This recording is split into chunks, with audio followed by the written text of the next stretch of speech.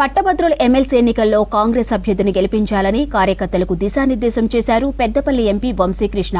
ఇక చెన్నూరులో నిర్వహించిన పట్టభద్రుల ఆత్మీయ సమ్మేళనంలో ఎమ్మెల్యే వివేక్ వెంకటస్వామి ఎమ్మెల్సీ అభ్యర్థి నరేందర్ రెడ్డితో కలిసి పాల్గొన్నారు ఎంపీ వంశీకృష్ణ. ఇక తెలంగాణ ఉద్యమకారులకు వెంకటస్వామి ఫ్యామిలీ అండగా నిలిచిందన్నారు. ఎమ్మెల్సీ అభ్యర్థి నరేందర్ రెడ్డికి ఉమ్మడి కరీంనగర్ ప్రాంత సమస్యలపై పూర్తి స్థాయిలో అవగాహన ఉందన్నారు ఎమ్మెల్యే వివేక్ వెంకటస్వామి.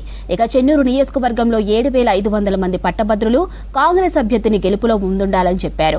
ఎమ్మెల్సీగా గెలిచిన తరువాత యువత సమస్యల పరిష్కారం కోసం కృషి చేస్తానని చెప్పారు అభ్యర్థి నరేందర్ రెడ్డి. విద్యనే చాలా ప్రముఖమైనది, అందరూ కూడా విద్య చదవాలని చెప్పి స్వామి వివేకానంద గారు మనందరికీ నేర్పించడం జరిగింది.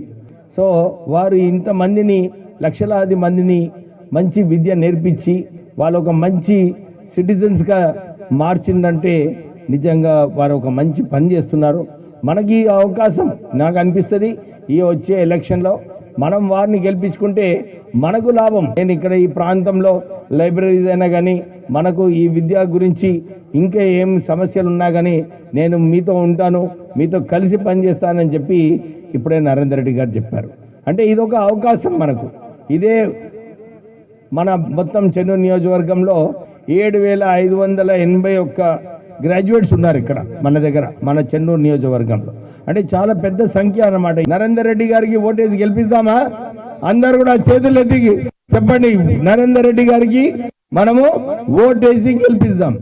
రైతులకి ఖచ్చితంగా అండదండగా ఉంటాము, వాళ్ళకి కూడా మేము సపోర్ట్ చేస్తామని చెప్పి సందర్భంగా మళ్ళొకసారి మీ అందరికీ గుర్తు చేస్తున్నాను.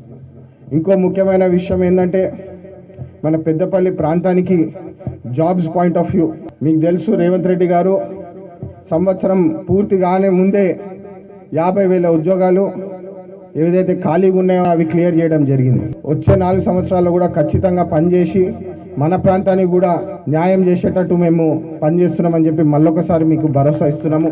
మన అభ్యర్థి ఈరోజు నరేందర్ గారు, మీరందరూ చూసి గత సంవత్సరం ఎట్లయితే చెన్నూరు ప్రాంతాన్ని తీర్చిదిద్దినారో వివేక్ గారు మీరందరూ చూస్తున్నారు. ఆ విధంగానే ముందు కూడా పనిచేస్తామని చెప్పి మీ అందరికీ మళ్ళొకసారి భరోసా ఇస్తూ మన అభ్యర్థికి మీరు ఖచ్చితంగా ఈ వచ్చే ఎన్నికల్లో మీరు ఓటేసి గెలిపించాలి, కాంగ్రెస్ పార్టీని గెలిపించాలని చెప్పి.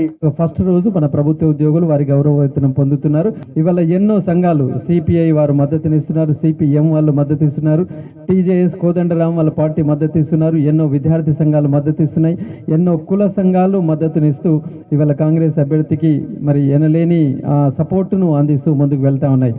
ఇవాళ మన రాష్ట్ర ప్రభుత్వం ముఖ్యంగా నిరుద్యోగులకు బాసటగా నిలిచింది. ఇవాళ చూసుకున్నట్లయితే గత బీఆర్ఎస్ ప్రభుత్వంలో 2 సంవత్సరాలలో వేసిన ఉద్యోగాలు ఇవాళ మనం ఓన్లీ 1 ఇయర్లో జరిగాయి. అంటే చూడండి ఎంత అద్భుతంగా 54,000 నియామకాలు వితిన్ 1 ఇయర్లో చేసి మరి మన ముఖ్యమంత్రి గారు ఖచ్చితంగా మరి ఏదైతే జాబ్ క్యాలెండర్ అనౌన్స్ చేసి ఉన్నారో మేము తూచా తప్పకుండా దాన్ని ఇంప్లిమెంట్ చేస్తామన్నారు. ఇంతవరకు ఏ ప్రభుత్వం కూడా జాబ్ క్యాలెండర్ అనౌన్స్